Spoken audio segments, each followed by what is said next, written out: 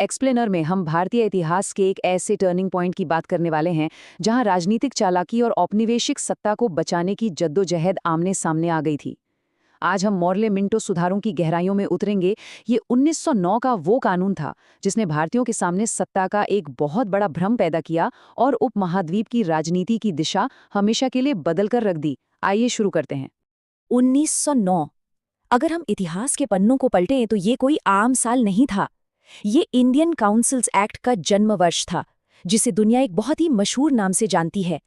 इस एक साल ने राजनीति में ऐसे बीज बोए जिनकी फसल दशकों तक काटी गई। ये बिल्कुल वो समय था जब ब्रिटिश साम्राज्य को भारत में अपनी ढीली पड़ती पकड़ को मजबूत करने के लिए एक नई चाल की सख्त जरूरत थी। चलिए आज के एजेंडे पर एक त्वरित नजर डालते हैं। हम सुधार की पृष्ठभूमि से शुरुआत करेंगे, फिर मॉडले और मिंटो के बारे में जानेंगे।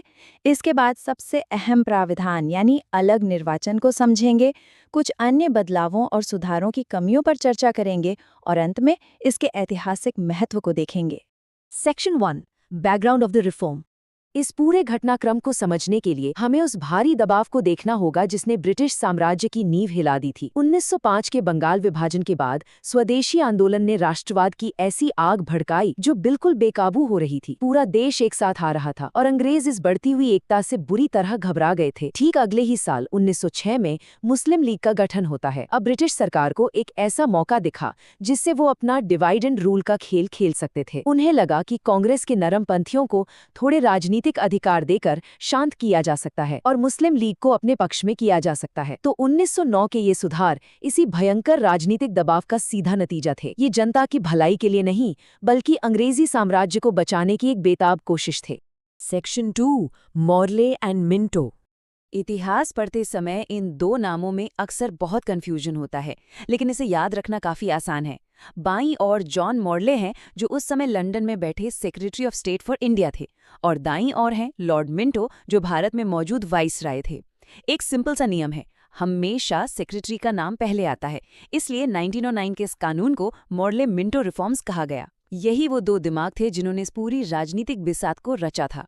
सेक्शन 3 की प्रोविजन, सेपरेट इलेक्टोरेट। अब हम उस एक कॉन्सेप्ट की बात करेंगे जिसने उपमहाद्वीप के भविष्य को सच में पूरी तरह से पलट कर रख दिया। सेपरेट इलेक्टोरेट यानी अलग निर्वाचन। इसे बिल्कुल आसान शब्दों में समझते हैं।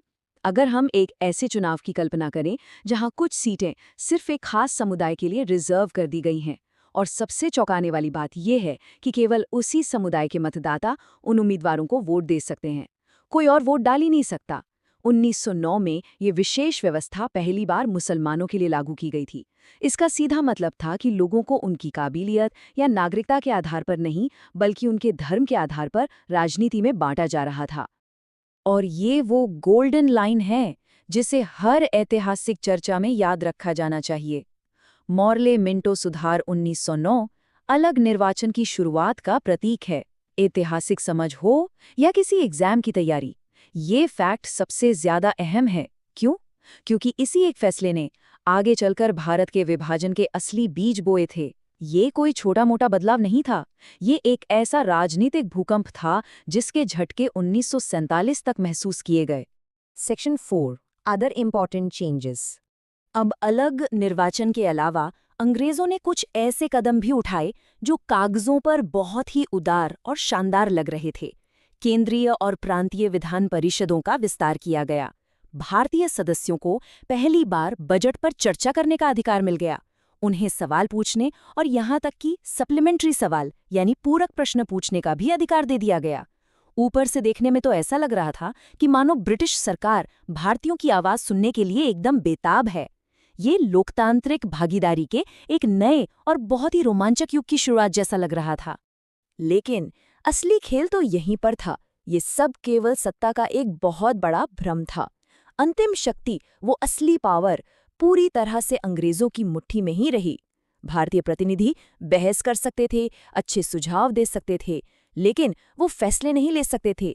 वीटो पावर और कानून बनाने का असली अधिकार अभी भी पूरी तरह से औपनिवेशिक शासकों के पास ही सेफ था। सीधे शब्दों में कहें तो उन्हें बस बोलने की आज़ादी दी गई थी, शासन करने की नहीं। हालांकि इस सत्ता के भ्रम के बीच एक बहुत ही ऐतिहासिक उपलब्धि भी हासिल हुई। सत्येंद्र प्रसन्न सिन्हा, जिन्हें हम एसपी सिन्हा के नाम से ज्यादा जानते हैं, वो पहले भारतीय बने जिन्हें वायसराय की एग्जीक्यूटिव काउंसिल में शामिल किया गया था। ये वो सबसे भीतरी कार्यकारी परिषद थी जहां ब्रिटिश राज के सबसे बड़े फैसले लिए जाते थे। ये अपने आप में एक बहुत बड़ी बात थी, क्योंकि अंग्रेजों के उस सबसे पावरफुल और संभ्रांत घेरे में पहली बार किसी भारतीय ने कदम रखा था। Section 5 drawbacks of the reforms. अगर हम सच्चाई देखें तो ये पूरा का पूरा सुधार एक ट्रोजन हॉर्स की तरह था। बाहर से देखने में एक आकर्षक राजनीतिक गिफ्ट, लेकिन अंदर से तबाही का एक हथियार। इसने भारतीय समाज में सांप्रदायिकता को बहुत तेजी से बढ़ावा दिया और हिंदू मुस्लिम राजनीति को हमेशा के लिए अलग अलग रास्तों पर धकेल दिया। जैसा कि हमने अभी समझा, इसने कोई वास्तविक निर्णय लेने की शक्ति तो दी ही नहीं, और सबसे खतरनाक बात ये थी कि इसने अंग्रेजों की फूट डालो और राज करो की नीति को पूरी तरह से एक संस्थागत रूप दे दिया। इसका इकलौता मकसद भारत की उस बढ़ती हुई एकता को तोड़ना था जिसने स्वदेशी आंदोलन को इतनी ताकत दी थी। Section 6 historical importance. चलिए अब इन सारे महत्वपूर्ण तथ्यों को एक साथ समेटकर एक क्विक रिकैप करते हैं। सुधारों का वर्ष 1909, आधिकारिक नाम इंडियन काउंसिल्स एक्ट 1909। अलग निर्वाचन की शुरुआत किसने की? मॉडले मिंटो सुधारों ने।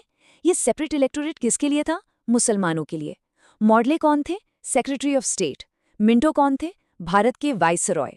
और एग्जीक्यूटिव काउंसिल में जगह बनाने वाले पहले भारतीय एसपी सिन्हा। ये इस पूरे विषय का वो निचोड़ है जो हमेशा याद रहना चाहिए। तो इस पूरे विश्लेषण के बाद एक बहुत ही गहरा सवाल हमारे सामने खड़ा होता है। क्या 1909 के इन सुधारों का उद्देश्य सच में भारतीय लोगों को सशक्त बनाना था, या फिर ये उन्हें धर्म के नाम पर बांटने, उनके राष्ट्रवाद को कुचलने और भारत की आज़ादी को टालने का एक बहुत ही सोची समझी चाल और राजनीतिक हथियार था? इस विचारोत्तेजक सवाल के साथ हम आज का ये एक्सप्लेनर यहीं समाप्त करते हैं। इस ऐतिहासिक सफर में साथ जुड़ने और इन जटिलताओं को समझने के लिए बहुत बहुत धन्यवाद। वीडियो पसंद आई हो तो लाइक और सब्सक्राइब जरूर करने ताकि हम आपके लिए और ऐसी वीडियोस बना सके।